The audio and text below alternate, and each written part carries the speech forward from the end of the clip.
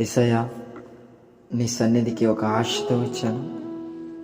ఈరోజు నా జీవితంలో ప్రతికూలమైన పరిస్థితులు, అర్థం కాని సమస్యలు, పోరాటాల మధ్య నేనున్నాను.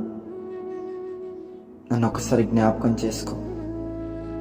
నీవే విడిపించకపోతే, నీవే రక్షించకపోతే, నీవే మేలు చేయకపోతే, నీవే ఆశీర్వదించకపోతే నన్ను బట్టి నీ నామానికి చాలా అవమానం. దేవుని నమ్ముకున్నా కూడా తన జీవితంలో కీడు జరిగిందని ఎన్నో నోర్లు లేస్తున్నాయి. అయినప్పటికీ ఓపికతో, సహనంతో నీ వైపే చూస్తున్నాను. ఎందుకంటే కీడును ఆశీర్వాదంగా మార్చే దేవుడు నీవే.